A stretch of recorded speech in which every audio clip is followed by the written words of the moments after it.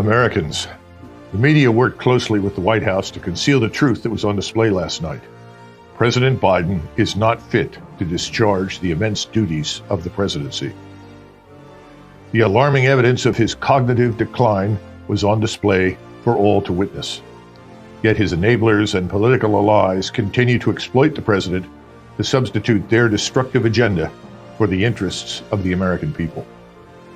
The unconscionable betrayal of the sacred trust that must exist between the federal government and American citizens is all around us. Destructive executive orders and policy directives, many of which were likely signed when President Biden was in a rapidly diminished state of mind, inflicted tremendous damage on our nation. By opening our southern border, unelected men and women in the White House allowed millions of migrants to illegally enter our country.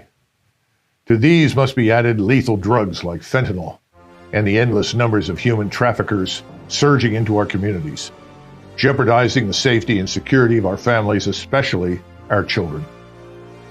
The executive orders related to energy policy prioritized the demands of climate change advocates over the needs of hardworking Americans. The outcome is skyrocketing energy costs and the end of our energy independence. This is not governance. This is pandering. Reckless spending and money printing has triggered record-high inflation. This is not the leadership we deserve.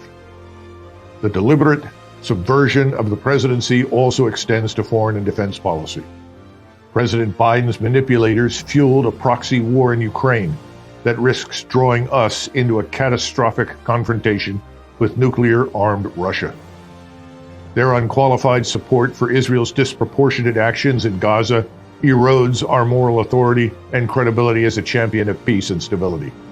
These actions drained our defense resources and compromised our moral standing in the world. Sadly, President Biden's fragile mental state was laid bare for all to see in last night's debate. His responses were frequently incoherent. He appeared lost, even confused, struggling to complete basic thoughts. It was heartbreaking, a spectacle that confirmed our worst fears about his deteriorating capacity. No individual whose mental health is compromised should be allowed to continue in the most demanding job on earth. Americans, we find ourselves at a critical juncture in our nation's journey. In the private sector or in matters of estate planning, the validity of signatures made under such circumstances would be challenged and invalidated in a court of law. How can we accept crucial national decisions being made under these conditions? The American people deserve better. It is time to ask, who truly governs this country? Is it we the people, as our founders intended, or have we surrendered control to unelected bureaucrats, sprawling federal agencies and affluent donors who do not have the best interests of ordinary Americans at heart? To secure the blessings of liberty for this generation and those to come, we must reclaim the rightful sovereignty of the American people over a dysfunctional and unresponsive political establishment. We cannot tolerate more aimless, self-defeating leadership and unaccountable governance. We confront existential threats at home, and the Biden administration has cultivated hatred and hostility to the United States abroad.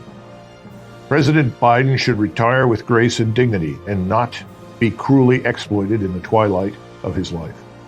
To say it's a national shame is an understatement. This travesty should end immediately.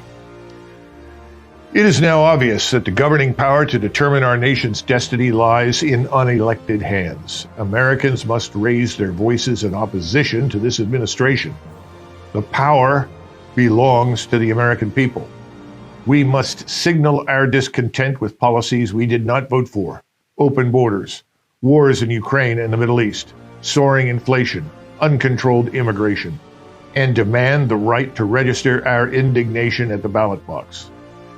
In view of the questionable legitimacy of the many executive orders issued under President Biden's signature, Americans should consider holding the presidential election early. It's time for Americans to demand a new government that is legitimate, one that is devoted to peace abroad and prosperity at home. It is a time for unity, a time to go forward and begin the next chapter of the most remarkable story ever told the story of the United States of America. Thank you for listening. God bless you, and may God bless these United States.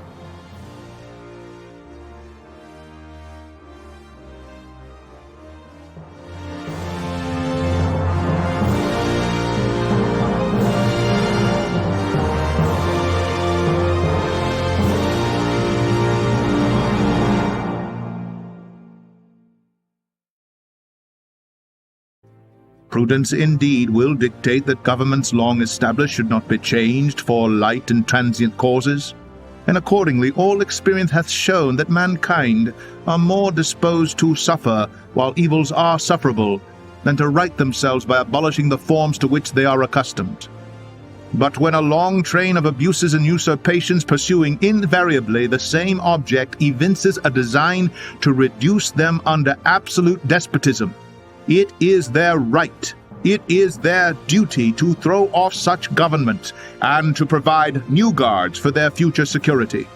Such has been the patient sufferance of these colonies, and such is now the necessity which constrains them to alter their former systems of government. Please visit my website at samstwitch.com.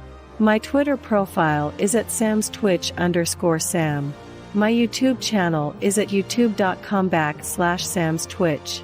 I post videos that I cannot post on YouTube on my BitChute channel at bitchute.com/samstwitch.